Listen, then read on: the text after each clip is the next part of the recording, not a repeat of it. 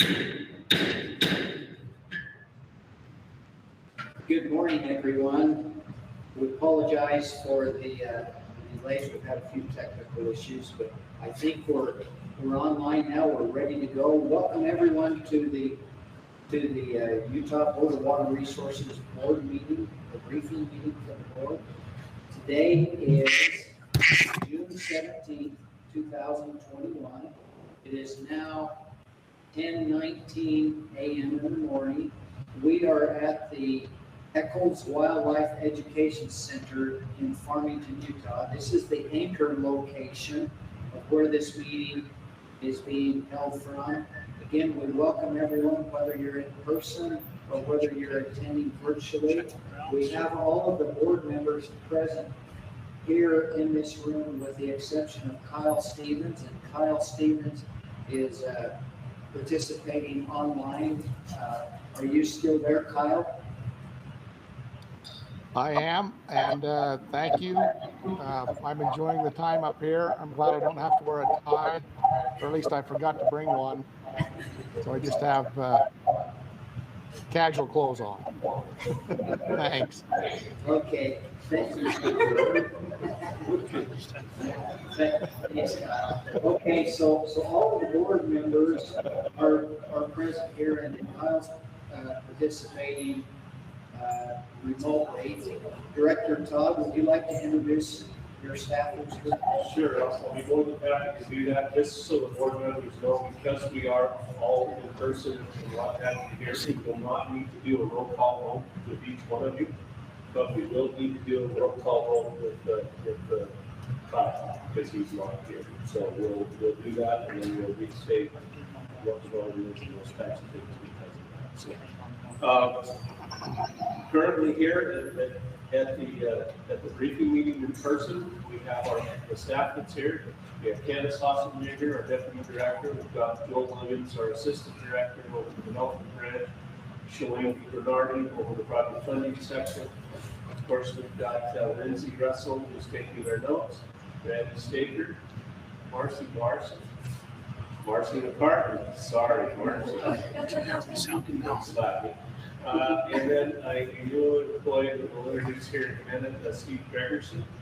And of course, we've got our technical wizard, Paul Getch, who's visibly getting this broadcast for us. So thanks, Paul. Thanks for being patient with us out there. We just have a few technical difficulties. Thank you, Director Adams.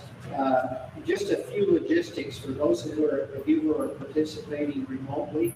If you're on a cell phone, please keep it muted except for, and the same with the laptop, keep it muted except for when you're speaking, because we can hear feedback. As far as muting it, a cell phone, *6 mutes it or unmutes your phone, and a Control D will mute or unmute your laptop computer. So those are just a few logistics. As far as a chair's report, this is our first in-person meeting, board meeting, I think that we've had since January a year ago. And this is actually only my second meeting conducting as a chair in person. So have patience with me if I step my toe here and there. I think I'm kind of used to the virtual board now, and it's largely the same, but it's a little bit different. As far as logistics of what we'll do, we'll go through our agenda in this briefing meeting, and then we'll so we're starting with my report. Really, the only report I have, and I think it's a common theme, is the state is dry. Down on the Severe River where I'm at, Otter Creek Reservoir will be completely drained, and it does not have a conservation pool. It's never been drained in the last 50 or 60 years that I'm personally aware of. Paiute Reservoir is the next major reservoir coming down the Severe system, and it's quite often. I mean, it's more like a regulating reservoir, close to 7,000 feet. It quite often goes along. Yuba Severe Bridge Reservoir, which is the biggest reservoir on the system, is down now around 25% full. It will not be rain this year, but it's getting really involved. So we are in dry times and visiting with several of the board members before the meeting. Each of your areas are dry. Water conservation, whatever else we can do is of the utmost importance on that.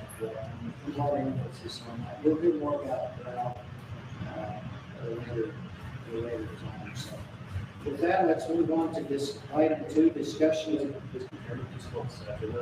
I apologize. We have one staff member, actually a couple staff members online for this meeting, Marisa Eckert and Carmen McDonough are also helping us too. So sorry, Marisa and Carmen, I don't have the computer right in front of me, and this was different, so I apologize for that. And if there's anybody else that's out there, staff-wise, we're glad to have you. Marty Bushman, our attorney, had a conflict today, but he said if we needed him, give him a call, and so we can call him. Thank you, appreciate that. Let's go into discussion of our agenda items that we will have in our regular board meeting, which will be is scheduled for 1 o'clock at this same anchor location here at Echo Wildlife Center, Farmington. The protocol on the items that will come up is largely the same. We'll start off with a call to order, identify those that are present, welcome, go through the same logistics and all of that. But the protocol for once we get into the individual presentations, the staff member will first present the project, then the applicant will have opportunity to comment on it, then there will be a question and answer from the board. And this is where we'll deviate a little from what we did on the virtual. In the virtual meetings, we would always ask Randy if there was any public comment.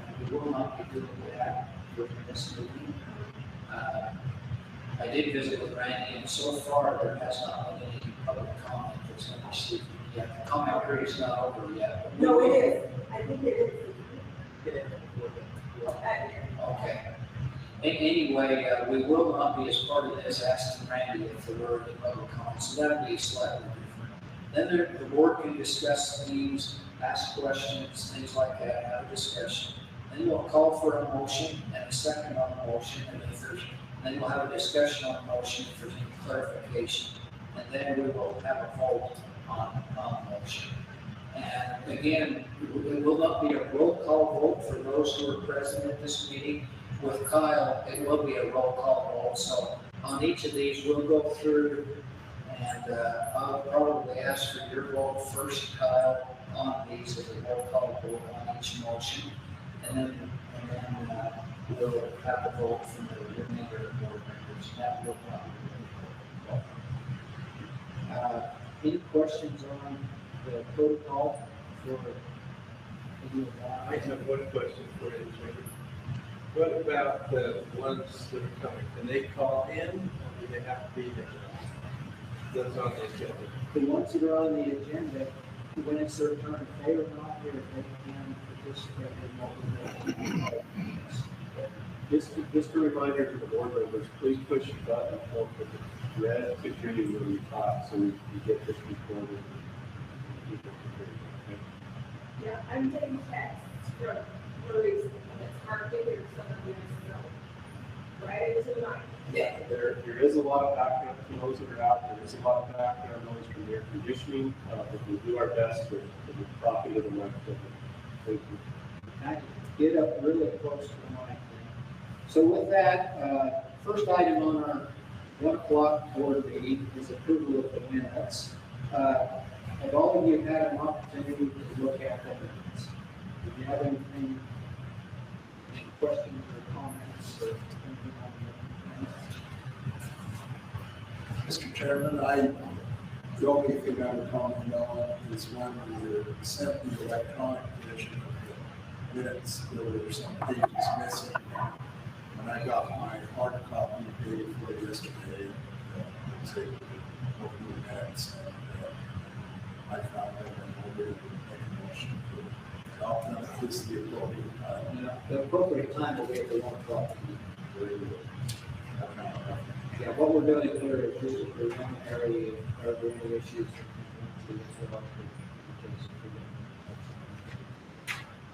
Okay, we will, at the 1 o'clock meeting, then we will need a call for a motion.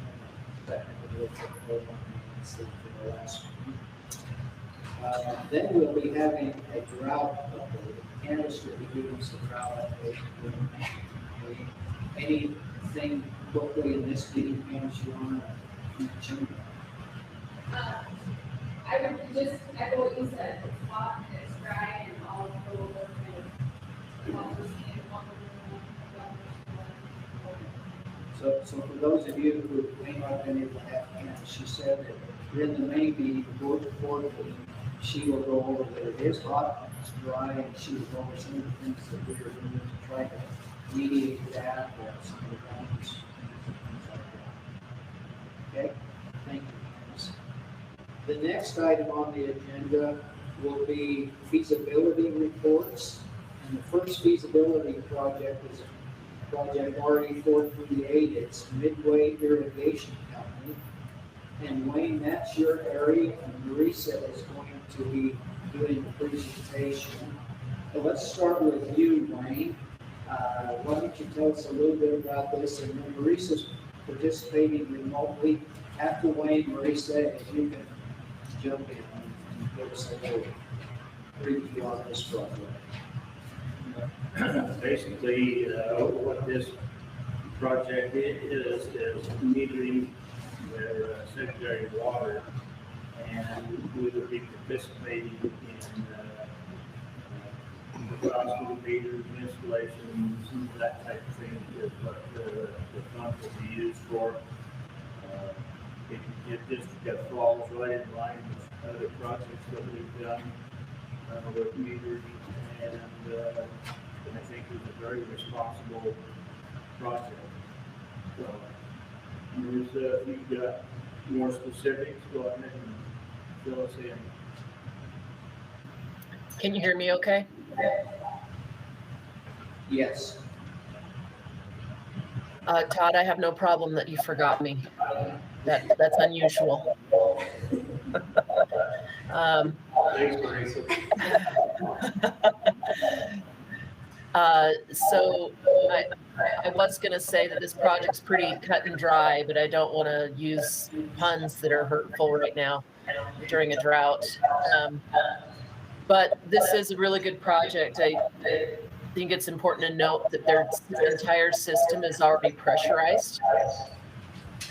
And so they're just trying to get these meters in on the existing kind of original residential connections.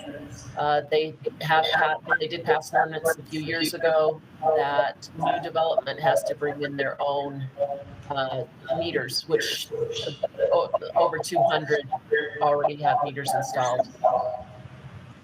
And then, so it's about 750 that need to be done.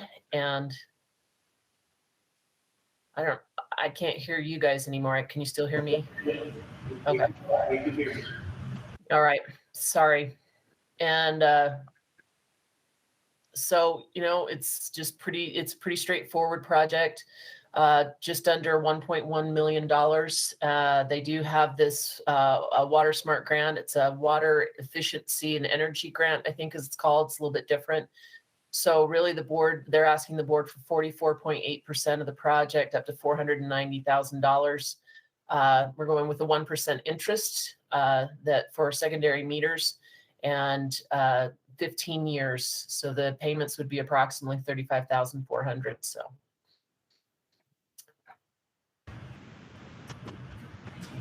Okay, thank you, Marisa. Director Todd would like to talk about this for just a minute. He's going to answer one question that I have. Just so you know, a reminder, Dave, the legislature appropriated some funds for secondary metering for small secondary. This would probably qualify for that, but other than it's in a class county that is not included. So that funding only counts for class 1 and 2 counties, and so that is why you don't see that grant funds on this. Thank you. I appreciate that, because that was one question that I did. Board members, do you have any questions or any discussion you would like to do on this particular project? Mr. Chair, I just want to be reminded, maybe Teresa, on the warranty on the meters. Is it, are they about 15 years nowadays? It used to be 10. I just can't remember the warranty times on meters. I've been told that the warranty on these are 20 years, and we do the repayment term to be 5 years less than the warranty. Okay, other questions from the board? Discussion on this project. Kyle, do you have any questions or discussion on this particular project? I don't have any particular questions. I did get disconnected there for a few minutes. It sounds like we're inside of those of us that are online. It sounds like you're in a tunnel, and we have a very hard time hearing. I don't know if there's anything they can do to correct that or to help that out. But anyway, I don't have any questions on this project. Thank you. Paul and Carmen, I know, are doing their best, so hopefully things will improve with this. Wayne, are you willing to make a motion on this where it's in your area? Yes, I'm prepared to make a motion, yes. So Wayne will make the motion on this particular project. Okay, thank you. Mr. Chairman, Yes. I just want to mention the applicant is planning to be in person at the meeting today, and I will also be there in person during the board meeting.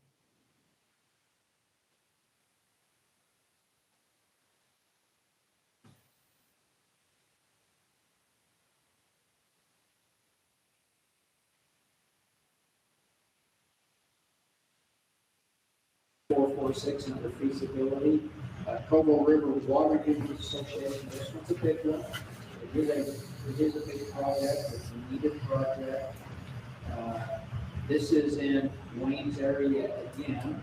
So Wayne, why don't you brief us on this? And my understanding is that Tom Cox is going to sign this project, we won't do it, so Wayne is going to handle this for us.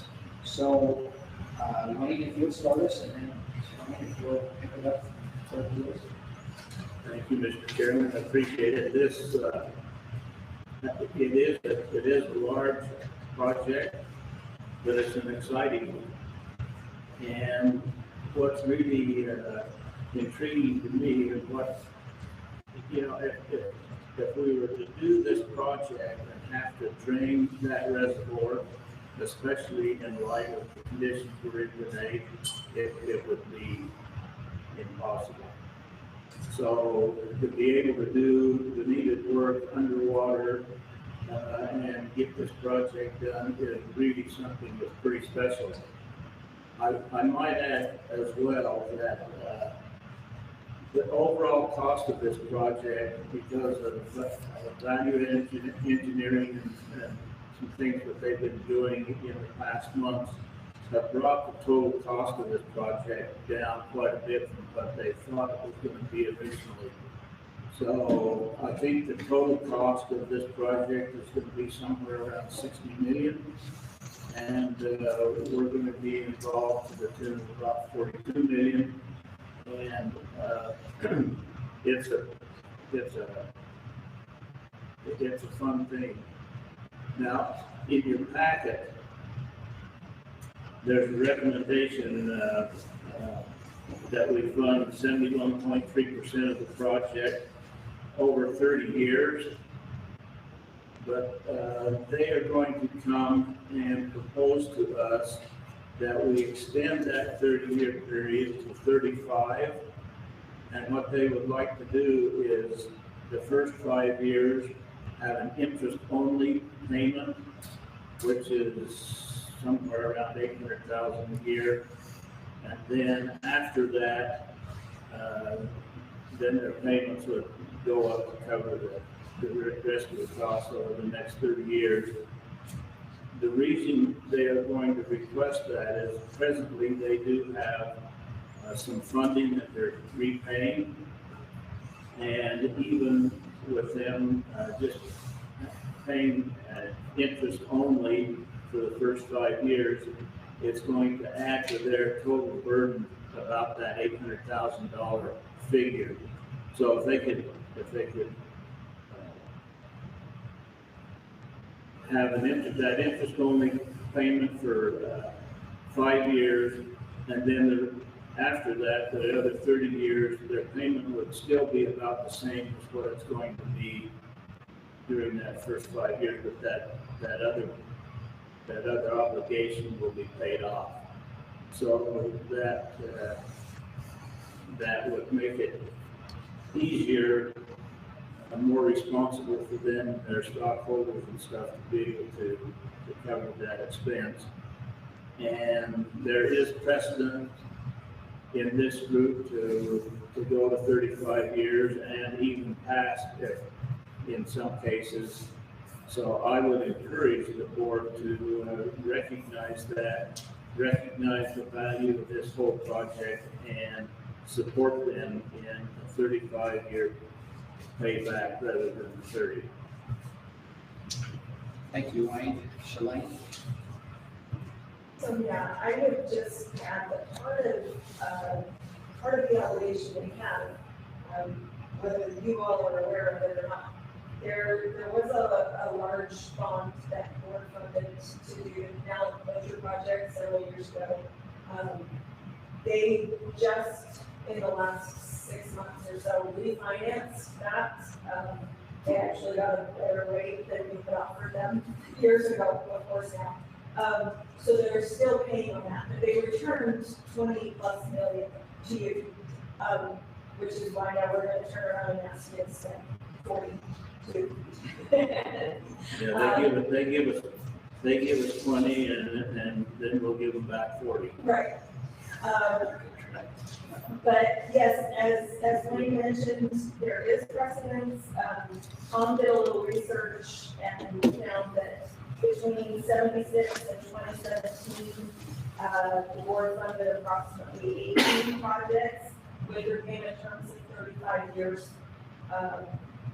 costly projects like this one. The longest repayment term we have is actually longer than that, but Grantsville Dam ended up with a repayment of over 60 years.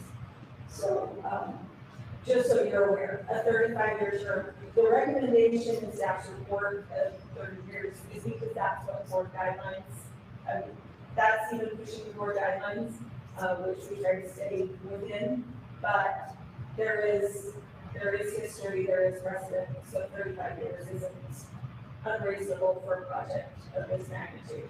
I will also mention, just a note, we are asking you to bond with Provo River. Normally, a water users association will be a purchase agreement, but in this instance, they don't own the project. They're responsible for maintaining and operating and all that, but it's a federal facility, so they can't transfer title to you. So a purchase agreement doesn't make sense. The code was changed several years ago to allow the board to bond with associations and for large projects. So that's what we're recommending today. Thank you. Board members, any questions for Shalane or Wayne? I just have one question, and I don't know if you might answer it. So it is a federal project, so it doesn't fall under the federal's rebuild stuff that they have to do. I'm just confused why it falls just to go over the water. I'm pretty sure it's the agreement that they have with the feds that they are responsible for operation maintenance. They're allowed to use it and the water that flows through it, but yeah, I don't know exactly what the federal requirements are in that instance, but I do believe there's an agreement in place stating that the association is responsible for. Do you have something to add? Randy, you won't be here this afternoon, but why don't we, the board, or somebody from the board, ask that question? Well, then, And maybe they'll be in attendance as well. You know, and I would just want to make sure that in our record with the loan, how we were structured, that we have the detailed information with the feds explaining why it's being financed this way, so we don't get caught on catch-22. So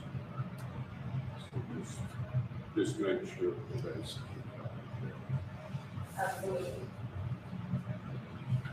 Very good questions and comments. Question, Mr. Chair. What will the language be, the payback? Okay, so, Wayne has a copy of this motion as well. If we do the 35-year repayment, we would recommend that the board authorize 71.3% of the project cost up to $42.8 million, and that the bonded indebtedness be returned at 1% interest over 35 years with annual payments of approximately $841,000 the first 5 years, and about $1,641,000 the remaining 30 years, including reserves.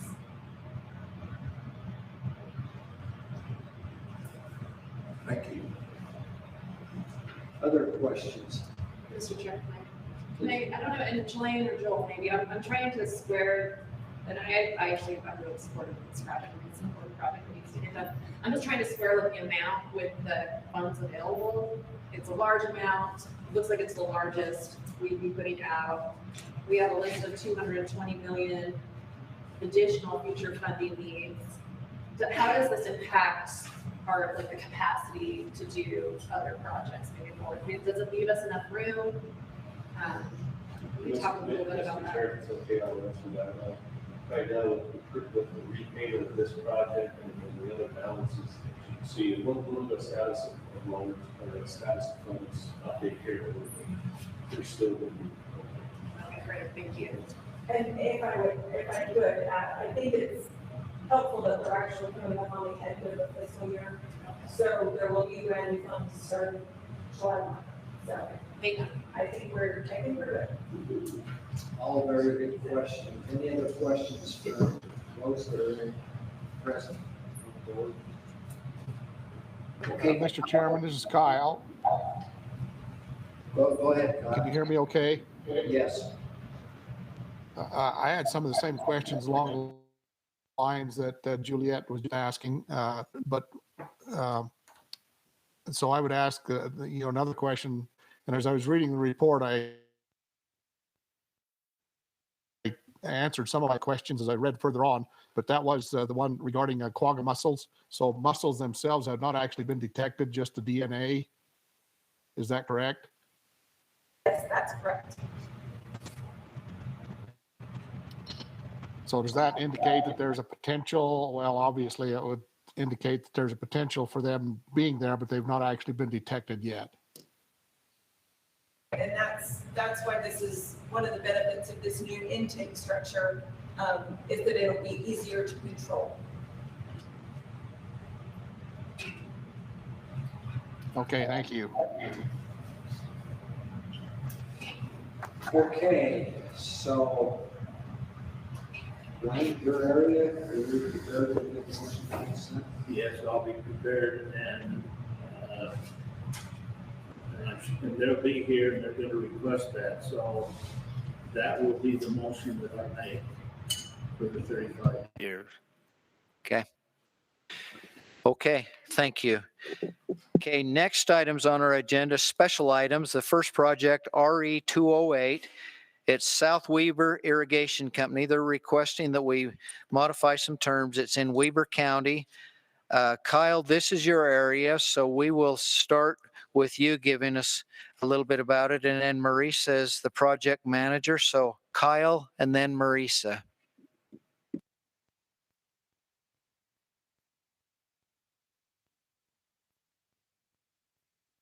Kyle, you got to unmute.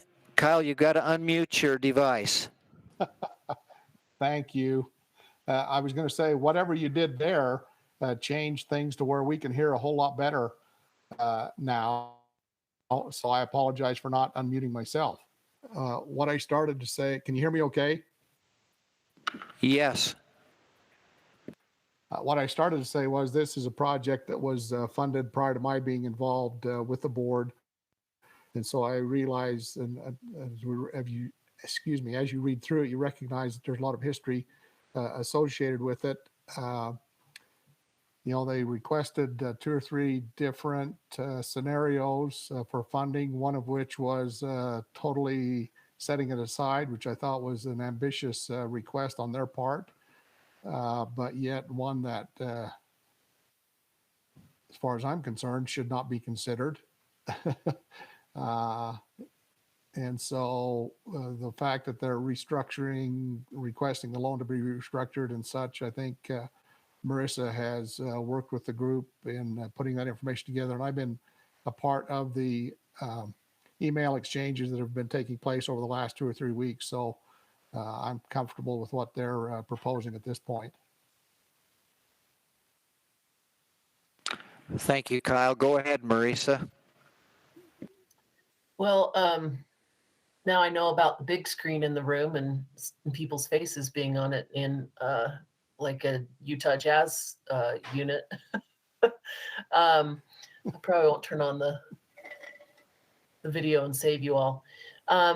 Yeah, and then just to kind of let you know, the request to either forgive all or part of the loan that was, I just used the 3 different options they came up with. And in talking to him, he basically said, well, if we don't ask, he said, I figured the worst it could be is you'd say no. So we made it very clear right at the beginning that we couldn't do that. Yeah, this has been a tough project for South Weber Irrigation. As you notice, the dates 07, 06 and 07, when they came to us, that's when the housing market was going crazy. And there was supposed to be a 900 unit development going in back then. And then the housing market dropped in 08. And at that point, they were already under construction. So that's where they were needing help with amendments. And then the other thing that came up is South Weber City back then had said that they would require all new development. Well, everybody that could connect to secondary to connect to the secondary and not use culinary like some of the existing connections. And that wasn't being enforced for a while. And so that was also not happening. So the income was not coming in. So that's some of what was going on there. The other thing back then, we more often did some of the growing repayments. And in particular, in that case, where everything was originally based on that 900 unit development going in, the thought was, well, as that grows, we'll grow the repayment. And so that was adjusted in 2013. They told us a 5% growth rate back when we started this thing, which looked normal in 06, 07. But that's when we changed it to the 1.9% growth rate. So anyway, the really big thing is they wanted set payments each year, and just asked if there was any way they could kind of get a little bit of relief on the repayments.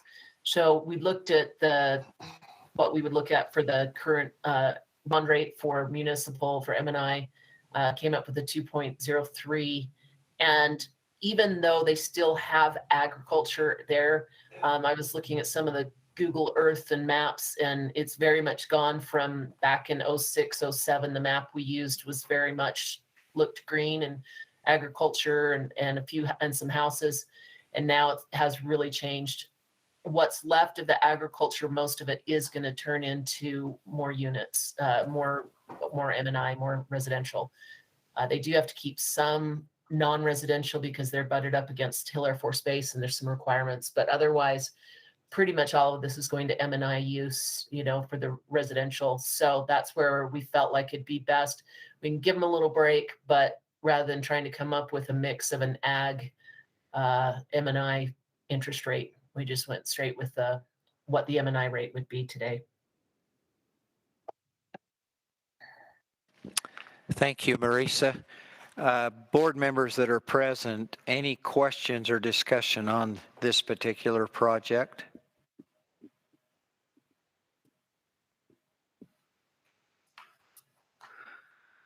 Okay, it doesn't sound like there's any question from the board members present. Kyle, You already gave us a little bit, but do you have anything to add in addition to what you said earlier? No, I'll just be prepared to make the motion based on staff's recommendation. Okay, we'll plan on that then. Thank you. Okay, the next special item is Project RE447, Draper Irrigation Company. It's an authorization and committal of funds. It's in Salt Lake County. Juliet, this is your area, and Russell Hadley is the project manager. Juliet, if you would like to give us a little bit first. And is Russell with us virtually? I didn't notice. So, Russell will be here this afternoon. Are you going to handle that in here? That'd be great. Yeah, I was going to say Russell's Okay. going to be my security blanket to make sure I had all of the relevant details. But Russell and I visited with the applicant about a month ago, and what they're looking to do is they're looking to get some support with funds to replace infrastructure so that they're able to do secondary meters. And you all will be more familiar with like the type of pipe that they're looking to install. But I can't remember the number of homes. It's in the report there, but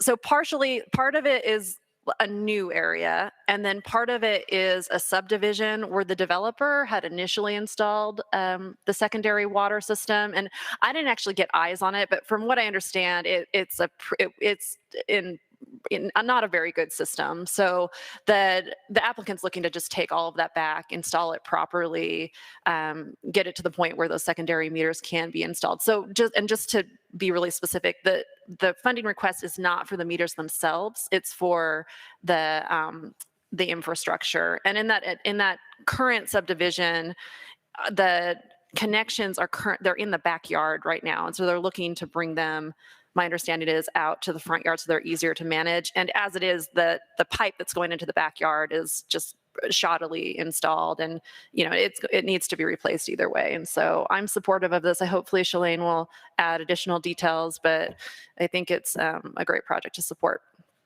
Yes, this is just Draper. So it was 73 connections that actually have pipe and meters that run through the backyards. And as she said, it's just falling apart, and they don't even know where all the leaks might be. The developer transferred ownership to the irrigation company, said, "You go ahead, you run it. I'm not fixing this up." So Draper Irrigation Company said, "That's fine. That's what we do." And so they've got a couple stretches of pipe, and then this existing subdivision, they'll put new meters in the front, run a decent pipeline down the street, and put meters in front. That is the plan. Thank you. Board members that are present, any questions, discussion on this project? Okay, Kyle, did you have any questions or discussions?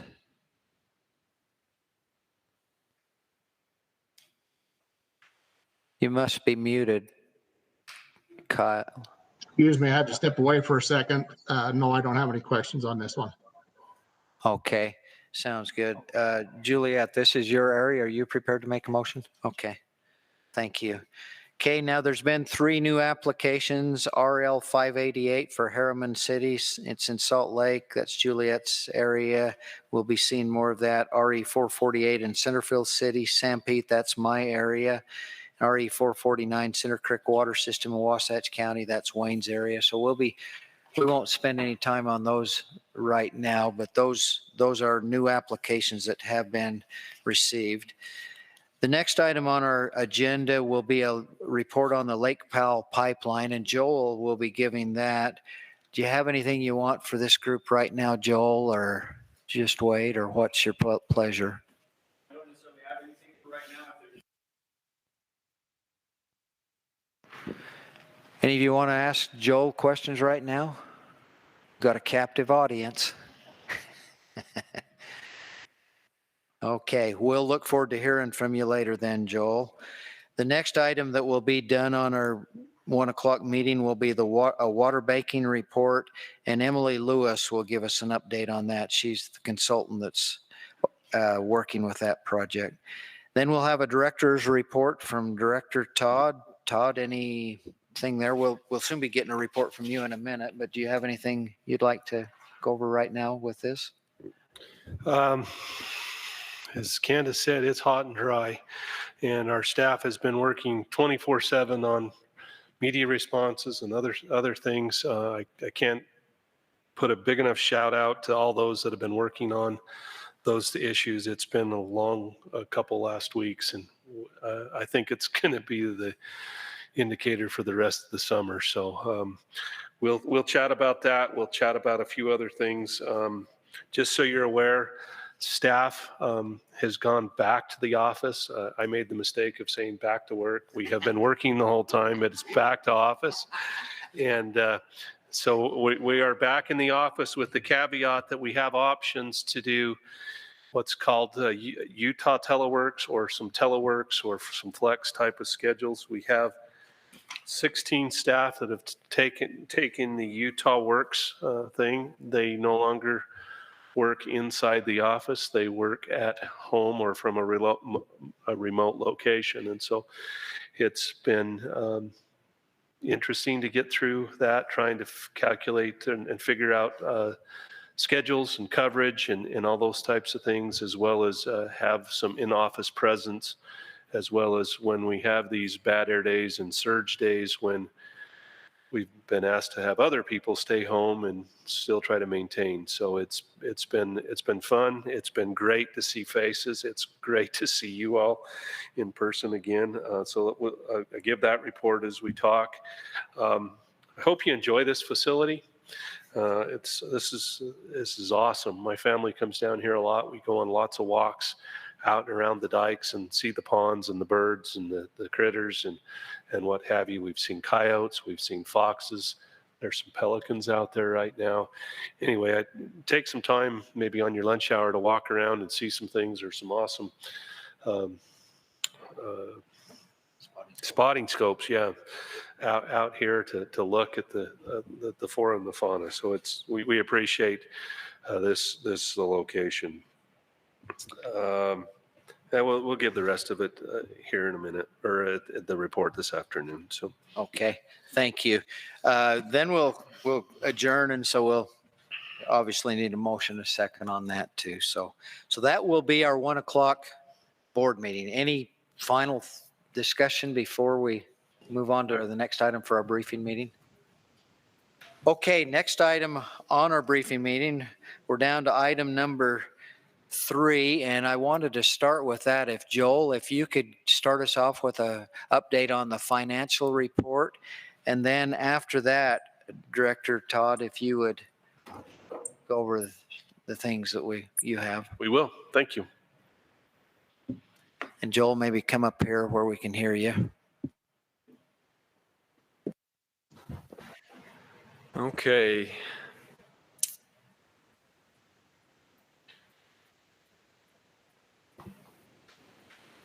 Status of funds, we've got, oh, it's not in the electronic folder. Okay. And I don't have a board folder because I gave mine to Lindsay. Let me borrow Greg.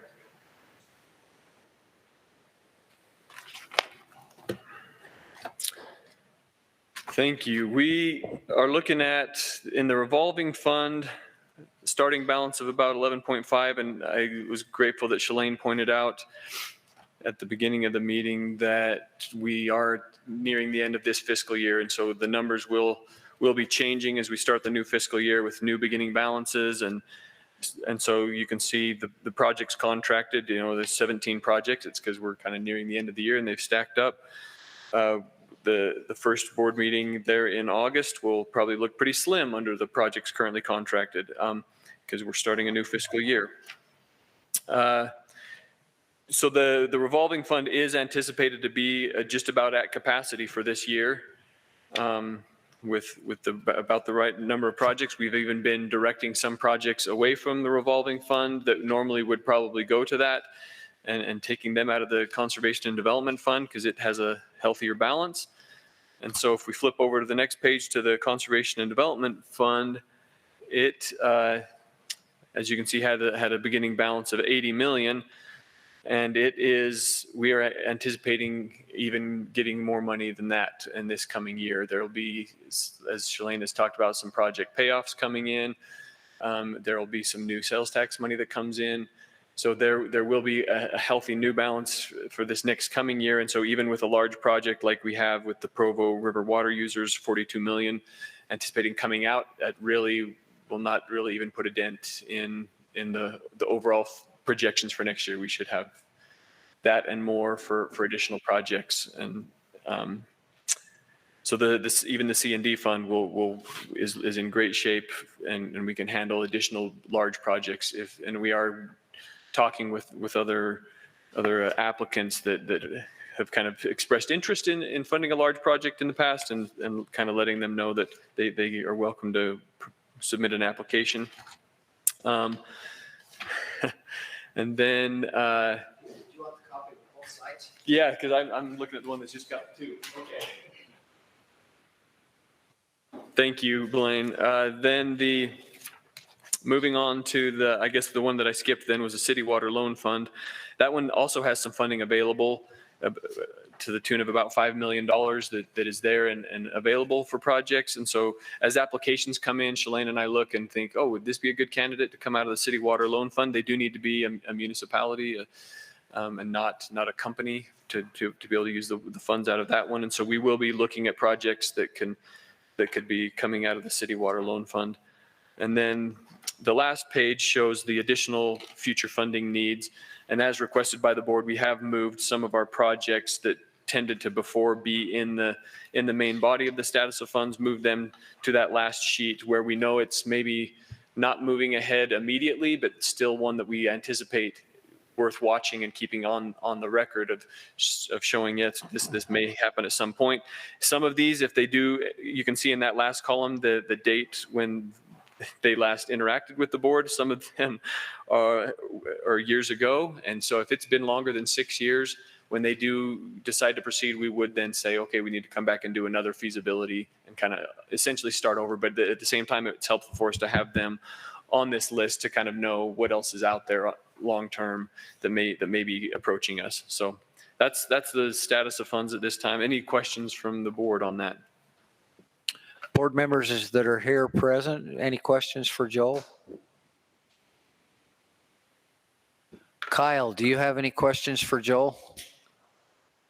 I have a question just on the revolving construction fund title of that fund, because grants come out of there as well, and so they don't revolve. And so should it be titled, and I know you guys that have worked with it for 30 plus years are well aware of that and know what it means, but for me, it's taken me 4 or 5 years now. I'll finally realize, should it be titled revolving construction and grant fund or something along those lines? Just to clarify it a little bit, just a comment.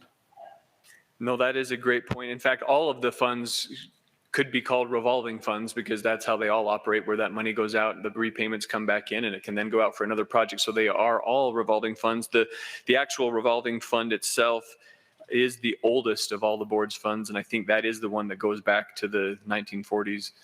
That was first set up by the legislature as a revolving fund. It just so happened that in the 80s or the 90s when the State Dam Safety Act was written, that it was decided that the funding for those dam safety grants would come out of the revolving fund. And that's the only grant money that comes out of the revolving fund is for those dam safety grants.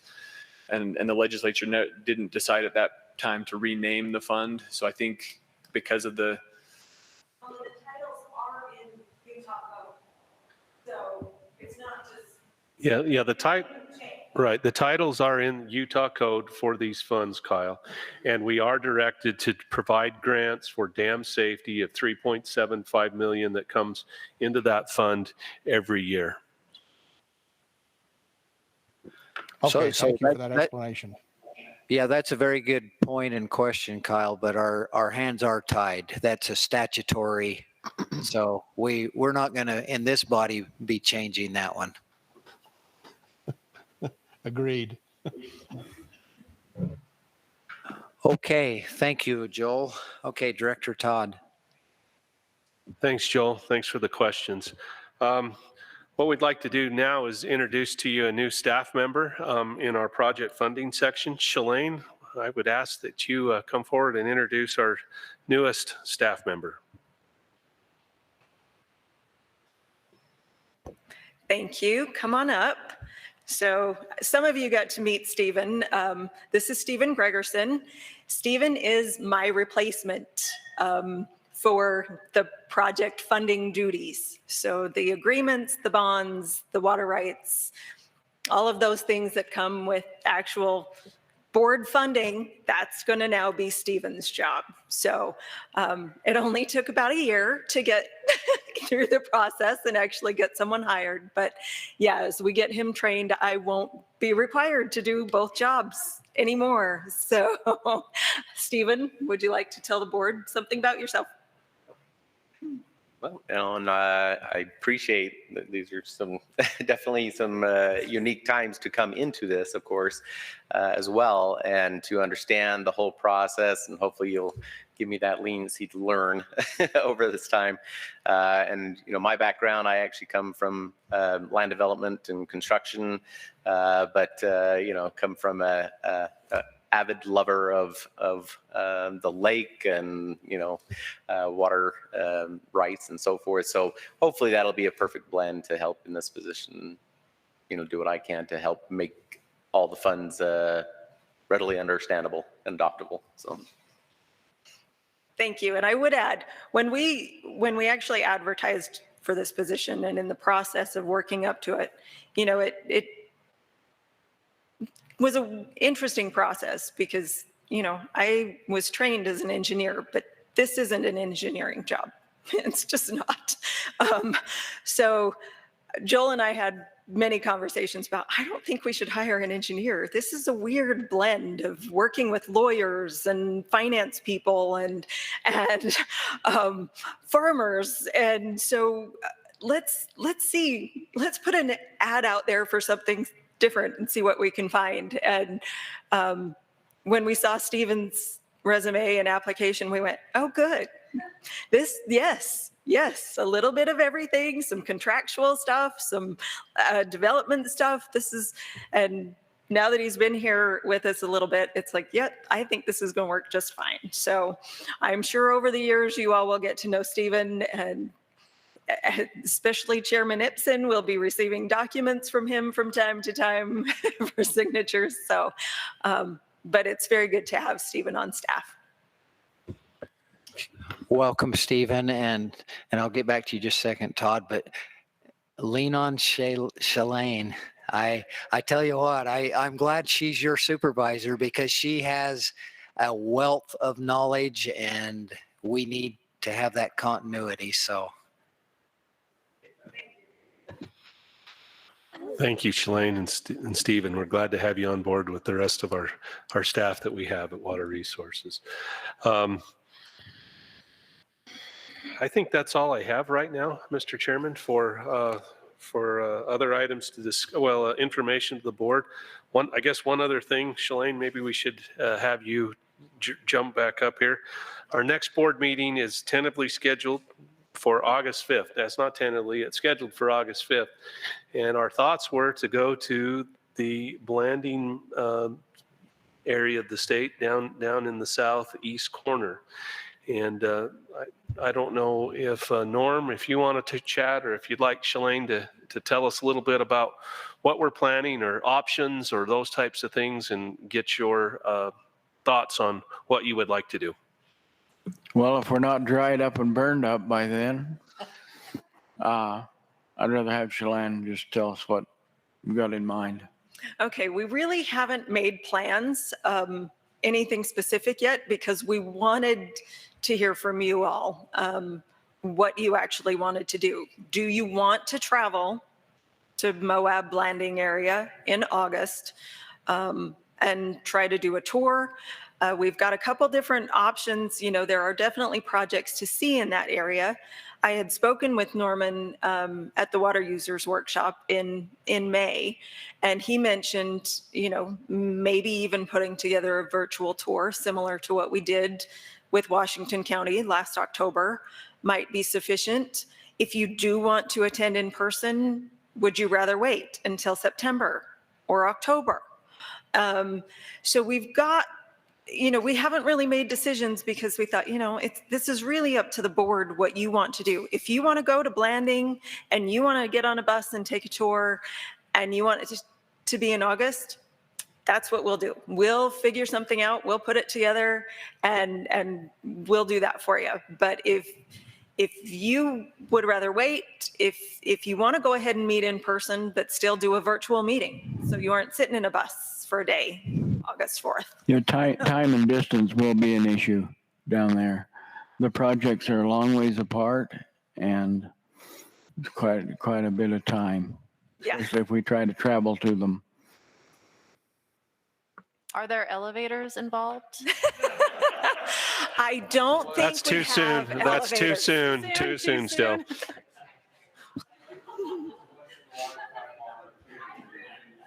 Maybe just in the hotel. That's probably it.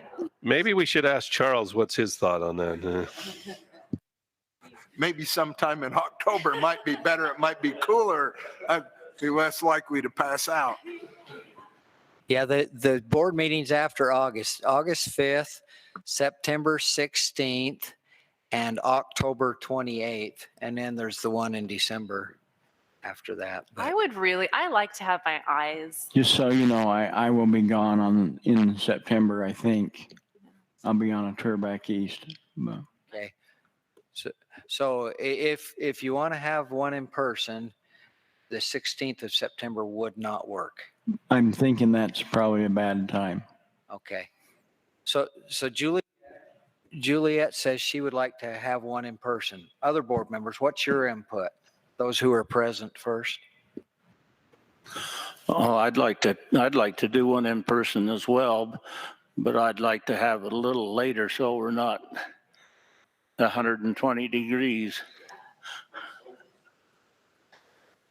I think I'd prefer holding it off till October. October 28th. I heard Randy sitting right next to me. He said October 28th sounds good to him.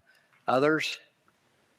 October's good with me, or better for me. Charles, October's better for Charles. Jim, haven't heard from you yet. What do you think? October's fine. October's good. Wayne. Okay, Kyle, what's your thoughts? I would vote for October as opposed to August. Okay. So it sounds like October 28th, Norm and Shalane, and just plan on something in person then. Okay, and so we'll look at planning a tour for the 27th, the day before, and see what we can put together for you. Okay, thank you. And with that said, then our August 5th meeting will be in Salt Lake City. So we will change that, and we will change the October 28th from Salt Lake City to the southeastern part of the state of Utah, and we'll set up a tour.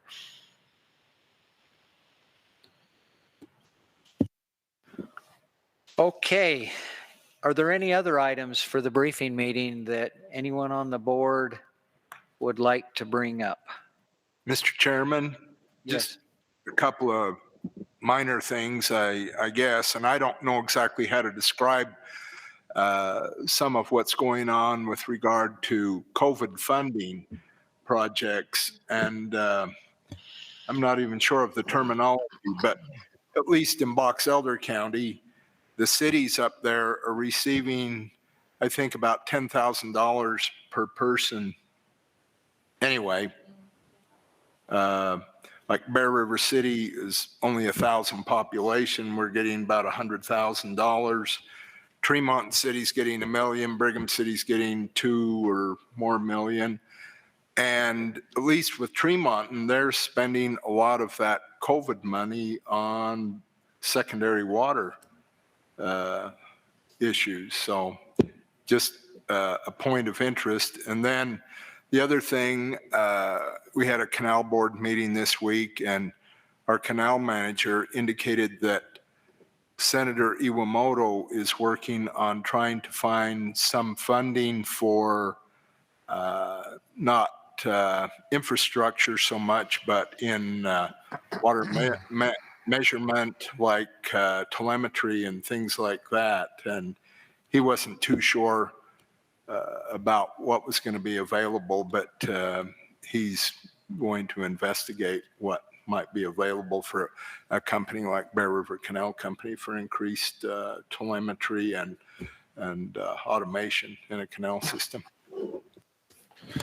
Mr. Chairman, if it's okay, Charles, I was going to make in the director's report later this afternoon, but in the special session that just happened here a couple weeks ago, the legislature has appropriated to DNR through Water Resources $100 million of the ARPA funding, which is the COVID funding. And they are still meeting to try to determine how that 100 million is allocated or spent. We've heard conservation, we've heard pass-through, we've heard all sorts of numbers, and we've also heard that if we get that spent, there may be some other monies in the tune of, I think it's another 180 million to follow on that after that.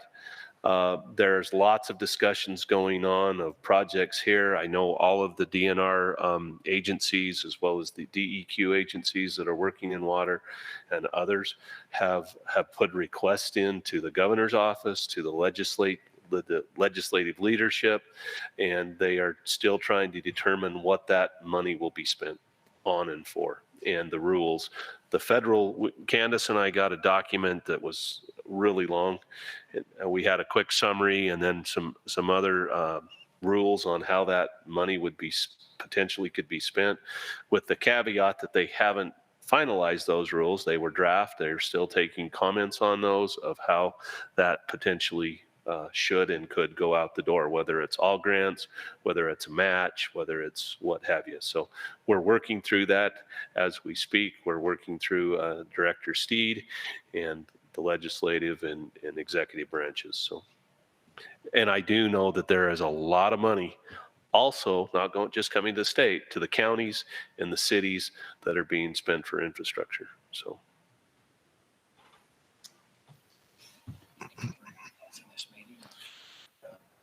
I think that's it. Okay, thanks. Any other items, board members? Sound like Kyle's got. Mr. Chairman, this is Kyle. Go ahead. Yeah, I had someone ask me the other day, what type of monitoring goes on relative to the installation of the projects that we're funding. And so I was just going to ask staff if they could respond to that, just to kind of give us an idea. I think I know what goes on, but I thought I would follow up with that question and have staff respond to that. Okay, we'll have Shalane come up and respond. Thanks for the question, Kyle. Yeah, we've got, anytime we provide funding, our staff does regular visits to the construction site. I mean, we have, of course, pay requests are submitted. They've got to be for legitimate project expenses. I mean, we've got pretty thorough project managers who have seen pay requests come in where they've asked for certain things and the project manager has said, no, that's not a legitimate project cost. We're not going to pay for that. So there's the monitoring of the money, but then there's also the monitoring of the actual construction. And while there wasn't as much site visits last year as maybe there have been in the past, every one of the managers likes to get out and go see the project as it's progressing. So they keep in touch with the applicants, with the sponsors who are receiving the funds, and to know what's happening when, so that they can get out and see some of the big things as they're being installed, as they're being constructed, to make sure, I mean, they're not necessarily being the construction inspectors, but watching to make sure that your funds are being used the way they're supposed to be used, and to build the project that was authorized. So it is a pretty, I wouldn't say it's super rigorous, but I mean, I'll use an example that it was actually, I believe, maybe Joel or someone else from our office who happened to go check out one of the dam safety upgrades and realized that there was something wrong, even though they had a different engineer who was inspecting, being the inspector for construction. One of our engineers went to check things out one day and said, something doesn't look right here. and it required correcting. So, so while they're capable of that, it's more to just make sure that the construction is as it's supposed to be. So that your funds are spent appropriately. Okay, thank you for that explanation. And I was pretty sure that that was the case, but I thought, well, I'd ask the question anyway, because I was kind of taken back by the comment that the person made to me that said, well, I don't think there's any follow-up or monitoring of projects that take place with the funds from water resources. And I didn't get into a deep conversation with them, but anyway, I just thought I would ask that question and get clarification for my own mind relative to what's going on. Sure, thank you. Well, and on top of that, as far as the QC on the actual project, each sponsor has a consulting engineering firm that is directly responsible for the QC, the quality control of the project. And then, of course, the divisions engineer, the project manager, is over that, and regular reports are turned in, and I think there is quite a bit of oversight. Really, there's a daily oversight on the QC end of it from the sponsors engineers, which we require them to have on that. So, Mr. Chairman, Shalane brought up one other item that we need to bring in front of you, so I'll ask her to do that. Yes, sorry, I almost forgot that I needed to mention this to you. I wanted to just make you aware, as Water Rights works on their adjudications, there have been some books they're working on finalizing, and we get notices that the board has water rights that are going, if we don't make some claim, we're probably going to lose them. Now, most of the ones that we have seen, just as way of explanation, they're actually water rights that were transferred to you from some emergency relief administration for wells that were drilled in the 1930s as drought emergency relief. Some, I've been asked by some, should we really be letting these go now in times of drought? I spoke with Water Rights, and the conversation that I had with Michael Drake, who actually is, I think, responsible for the adjudications. He said, well, he said, if the board were to make a claim for these rights, he said, we would really look at them and we would say, okay, if you claim, and one instance we used as an example was actually up in the Midway area. He said, so if you state that the board has a claim to a water right for this area in Midway, you're saying you have a right to irrigate 300 acres. He said, clearly it wasn't a primary right. As a drought relief, it would have been a supplemental right. He said, but if you're going to stake a claim to that, he said, then what would probably happen is now we would have to decide who has the claim, Water Resources or Midway Irrigation Company, who actually has the primary right to water that acreage in Midway. And it brought up the question, do we want to be making these types of claims and potentially be fighting with the local irrigation companies for those rights? Internally, I think our decision, our thoughts were, we really don't want to do that. I think if the state has to make some emergency claim again in the future, but for rights that haven't been used in, 75 years, I don't know that we'd want to put the time and effort in to make a claim and then potentially be at odds with the local water suppliers. So I just wanted to get some feedback from you, some thoughts before we face too many more of these. So, Mr. Chairman. Go ahead, Randy. Can I ask a question, Shalane? So these water rights that you're speaking of, were they filed in the name of Water Resources to start with, or were they transferred to us? So more than likely, when the legislation did what they did 10, 15 years ago, a private irrigation company could not hold a right, but we could, and so they transferred to them. Well, and the transfer actually happened long ago. Okay. But we've had requests over the years. And of course, before the legislature changed, about 10 years ago, we had requests. Well, I found this well on my property and I found that there's a water right for it. It's in the name of the Board of Water Resources. Can I buy that from you, or can you transfer that to me? And at that time we had gone to water rights and they had said, no, you can't do that. If they want a water right on their property, they need to file for one. And so they've just been sitting there. Yeah, now the argument might be made that we're a public water supplier and so we can just hold these.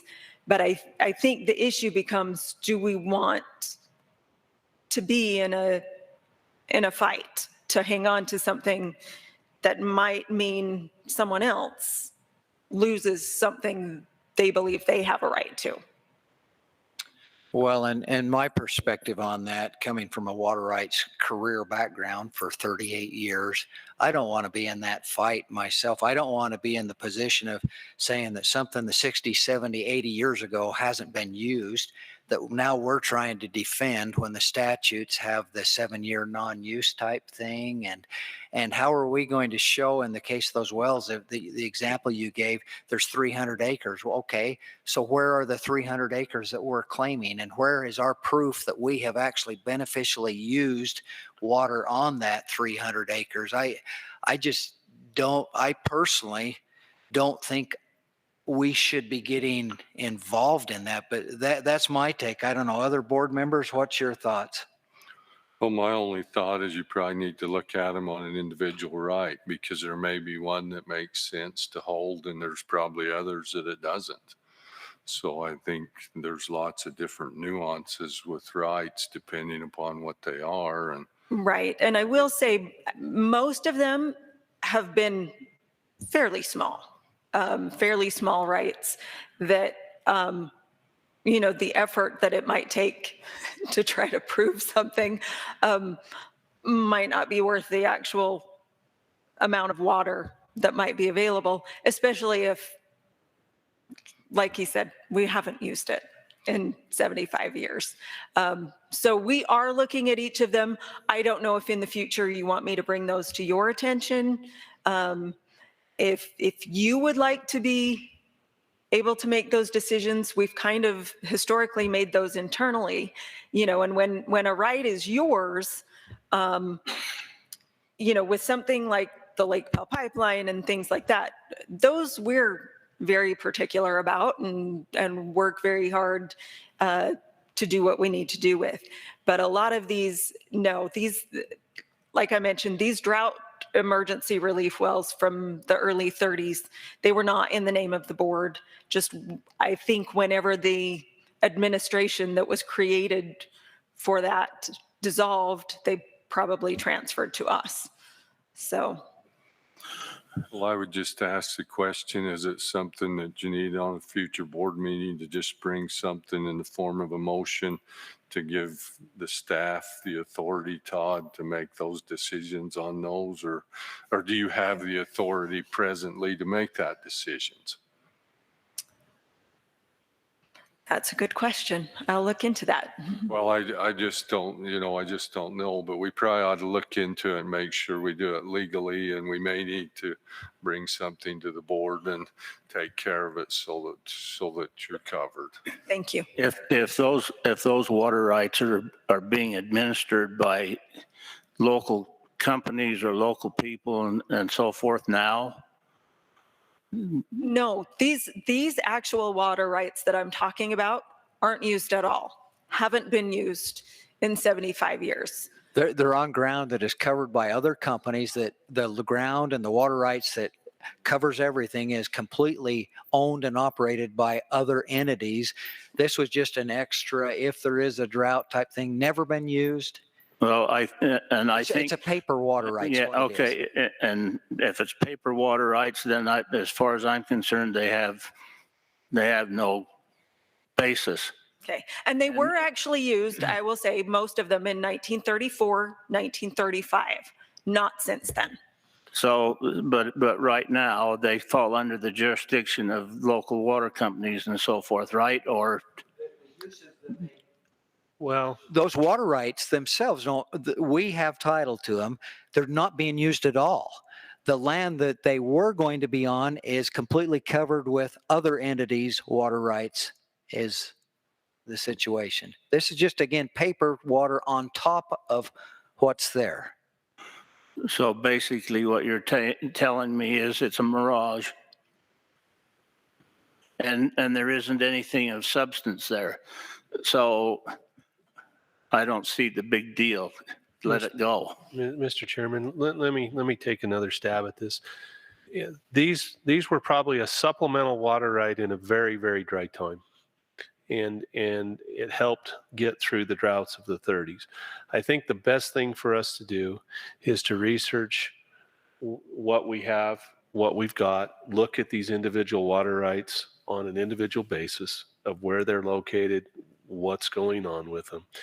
We will also come back to the board with a recommendation to proceed as we're proceeding or get the authorization from the board to act in your behalf based on these and look at each individual water right as we see it.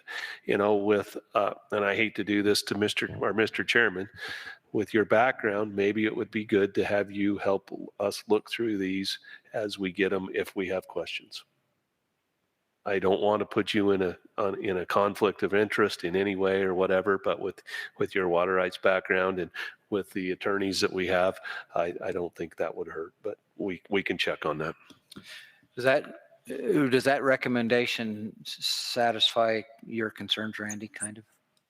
It does. I mean, it just needs to be researched, and whatever we do, we just need to make sure it's done legally and properly with board authorization so that staff or we as a board down the road is not held responsible for not doing it correctly.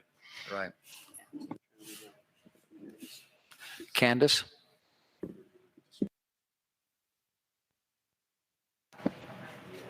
The one thing that we do have to note is that these are all based on a certain time period. So that would be my only concern of setting it with specific board meetings and motions is they have to be reviewed and acted upon within a certain time period. So that would be my only concern. So I just wanted to bring that up. Yeah, which, yes, the adjudications, they're announced, you're given a certain amount of time.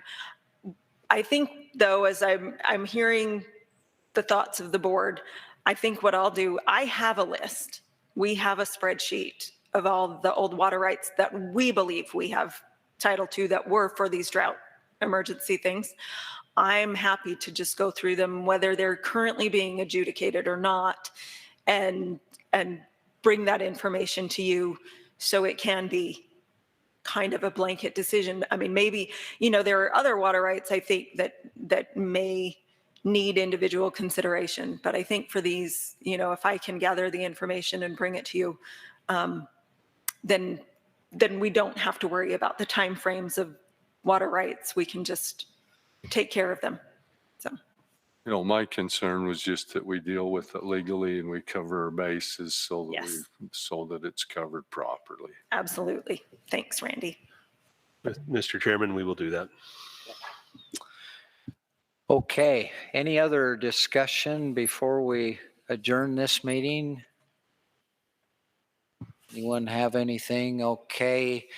Can I bring up one thing? Please, Randy.